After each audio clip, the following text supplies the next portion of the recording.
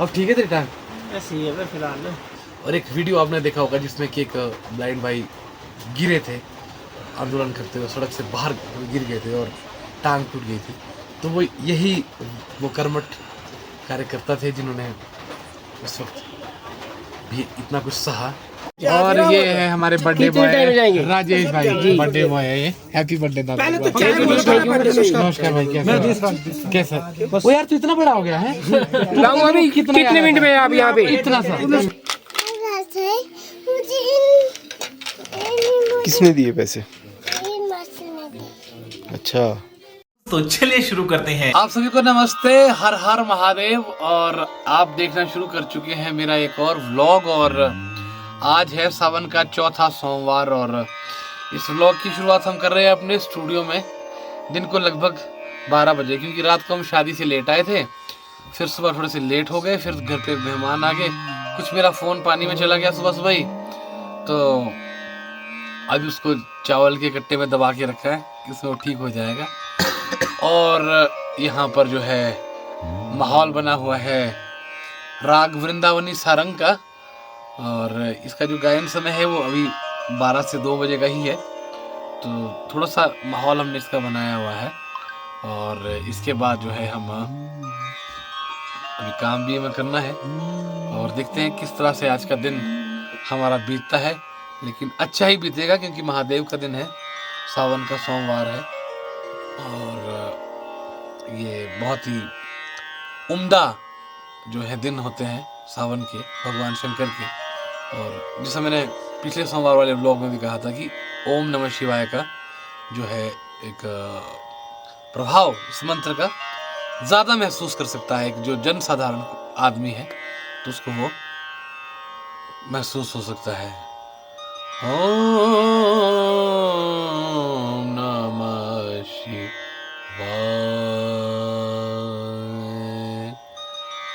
ओम नमः शिवाय,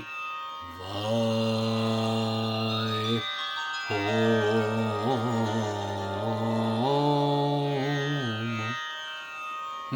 नमः शिवाय, ओम नमः शिवाय। हम कोशिश करते हैं कि राग में रहे, जैसे बंदिश वगैरह गाते हैं तब तो राग में रहता है, फिर जैसे ओम नमः शिवाय को इस राग में कंपोज करने की कोशिश कर रहा था, तो हम थोड़ा सा कई बार ऐसा होता है कि सौंदर्य बढ़ाने के लिए वो इधर उधर हो जाता है, थोड़ा सा वो मिश्रित बहर में चीज़ें हो जाती हैं। तो इसलिए स्पेशली अपने कंपोजिशन में फिलहाल इस समय पूरी शुद्धता का दावा नहीं कर रहा हूँ कि भाई पूरा वृंदावनी सारंग लगाया होगा, क्योंकि इसमें संगीत में कोई भी पार नहीं पा सकता है। और देखिए क्या बढ़िया तानपुरे के साथ, आहा, स्वरमंडल के साथ माहौल बना हुआ है। और बंदिश बैंडेड्स में भी एक बंदिश थी बहुत सुंदर सी। खैर चलिए उस पर बात करेंगे, ये सीक्वेंस काफ़ी लंबा हो गया है और लाइट भी चली गई है, और चलिए मिलते हैं थोड़ी देर में। तो दोस्तों हम जा रहे हैं अब रेन शेल्टर, जहां हमारे जो ब्लाइंड भाई है वो पिछले 2-2.5 सालों से धरने पे है, 2 सालों से क्यों 2.5 सालों से धरने पर है।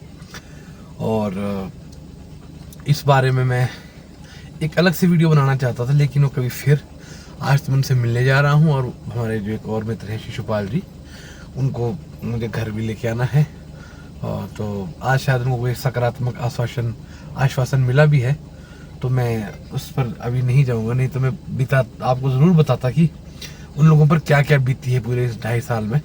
और मैं भी कैसे धरने का हिस्सा रहा हूँ, हमने भी अपने कार्यकाल में कैसा धरना किया था, और आज भी हमारी संवेदनाएं, और जब हमारी ज़रूरत होती है तो हम उनके साथ हैं। तो खैर करेंगे इस बात को फिर से कभी, पर फिलहाल अभी चलते हैं। तो गाइस हम पहुंच चुके हैं अपने धरना स्थल पर, और देखो परमात्मा ने ऐसे अच्छे दिन ला दिए हैं कि अब यहाँ पर अपनी गाड़ी लेके आते हैं हम। और एक टाइम था जब हम यहाँ बिल्कुल कंगाल की तरह दिन रहे, हम 1.5 साल रहा हूँ यहाँ कम से कम। और अच्छा ये लगता है कि मतलब आज भी हमारे लोग अपने संघर्ष के लिए, अपने अधिकारों के लिए अवेयर हैं, पढ़ लिख के अगर नौकरियां नहीं मिलेगी लोगों को, ऊपर से डिसेबिलिटी के साथ, तो वो कहाँ जाएंगे। तो उस ज़माने में भी बड़ा धरना था। और वैसे तरपालों के अंदर देखते हैं, अब लाइटिंग वीटिंग अगर थोड़ी बहुत होगी तो आपको मिलवाएंगे लोगों से, थोड़ा बहुत शूट भी करेंगे। और बाकी देखते हैं, फिलहाल चलते हैं यहाँ से ऊपर। ਆਹੋ ਤਾਂ ਕਰਕੇ ਅਸੀਂ ਪੰਜਾਬੀ ਬੋਲਣ ਲੱਗੇ ਆ ਅੱਜ।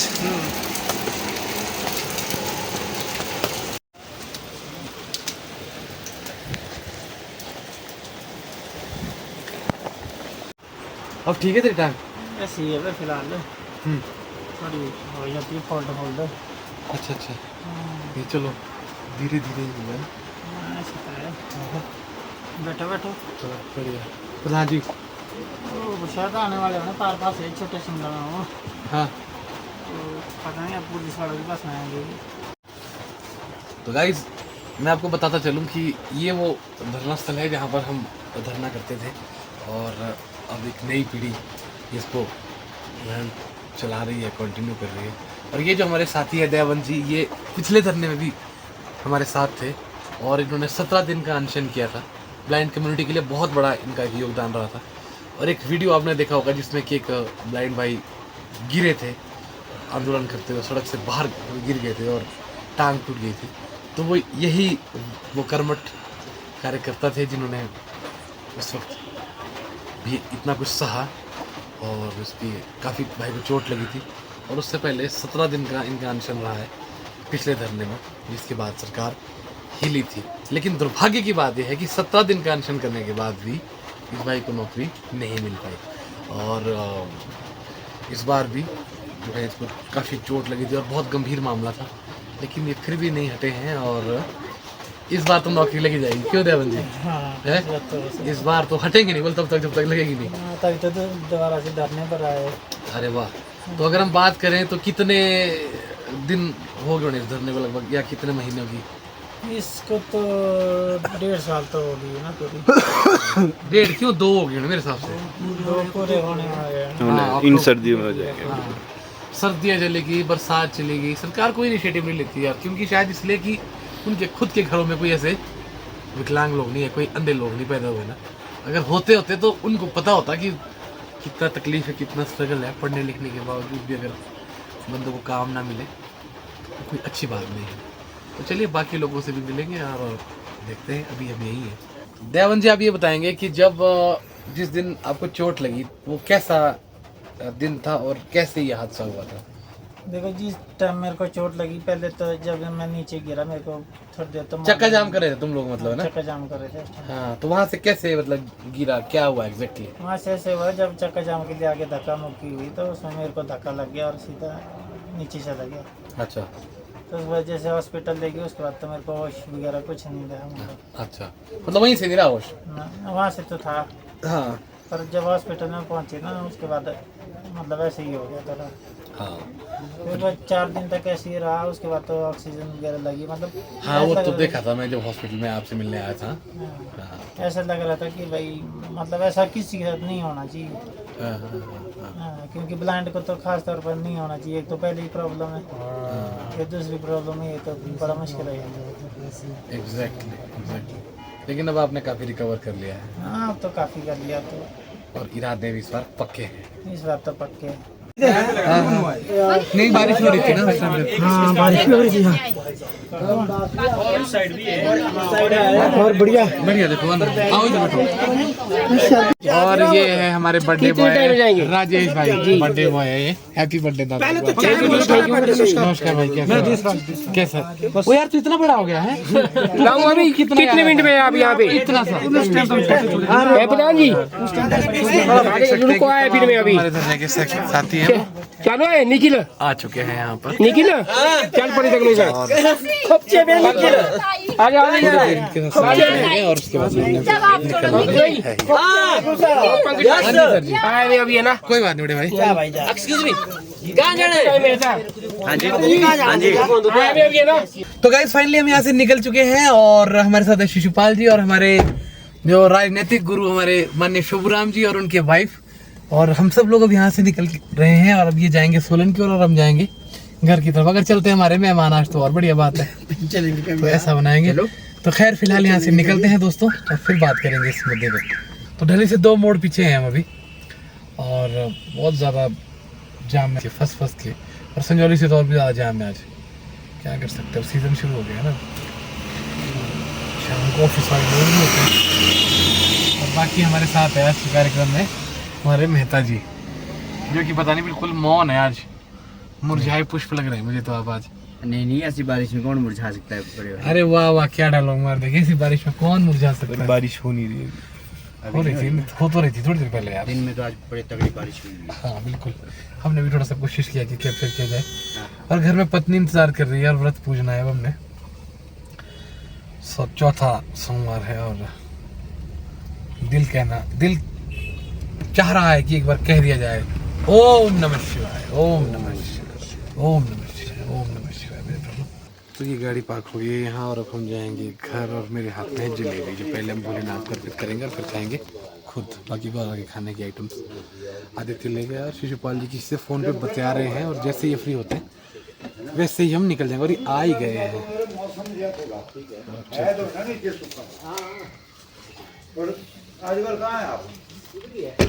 तो दोस्तों फाइनली हम पहुंच चुके हैं हमारे स्टूडियो, और मैं घर गया, पूजा की, खाना खाया, और मेहमानों से पहले खाना खा लिया। और बस अब जलेबी का विमोचन करेंगे ये लोग यहाँ पे, फिर खाना ये लोग थोड़ी देर से खाएंगे।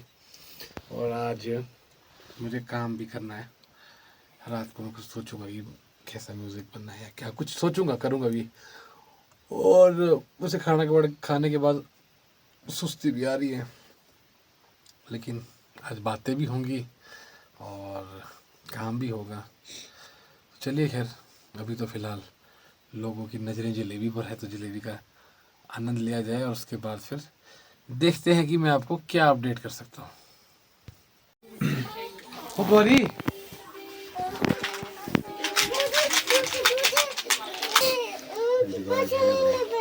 कोई अच्छा हिमाचल से कोई नमस्ते नहीं किया चाचू को? हेलो गौरा। क्या बोले चाचू, जानती इनको? आप कहाँ से आए थे? बताओ इसको कहाँ से है? यहीं से, संजौली से। संजौली से आए भाई? हैं? रबड़ है इसके पास। ऐसा भी रबड़ है। नहीं तो पता कितने सवाल पूछती है? 8-10 सवाल तो इकट्ठे। संजौली में क्या कर रहे थे? किसके घर से आए? इनके पास भी एक छोटा बेबी, इनका भी एक छोटा बेबी। चलो इतना मन है तो मेरे। आइए किसने दिए पैसे? अच्छा, गौरा क्या लेगी इनसे?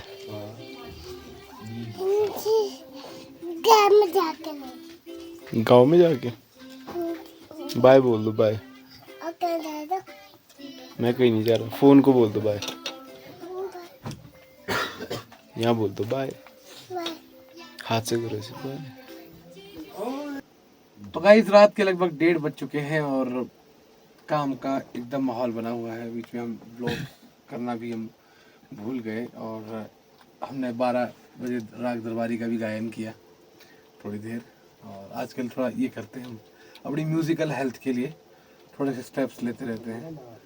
और अभी अगर हम आपको सुनाएं तो हम रजनीश भारद्वाज जी के गाने पर काम कर रहे हैं, जो ठोक से एक बुलंद आवाज़ है।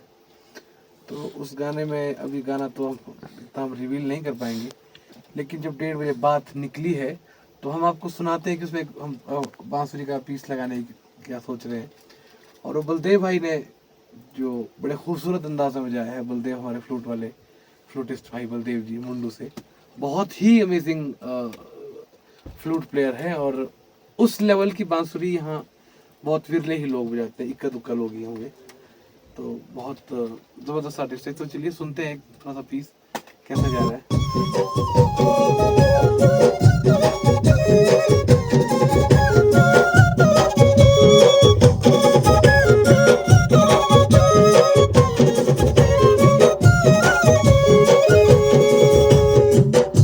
तो कुछ इस तरह का प्लान कर रहे हैं। अभी तो ये कम्प्लीटली रो है, और अभी हम म्यूज़िक पे बैठे ही हैं और गॉड नोस कब तक अभी हम रहेंगे, काम करते रहेंगे। और अभी फ़िलहाल इतना ही आपको अपडेट कर सकता हूँ और आप बने रहिए ब्लॉग के साथ और मैं अगली अपडेट लेके हाजिर होता हूँ।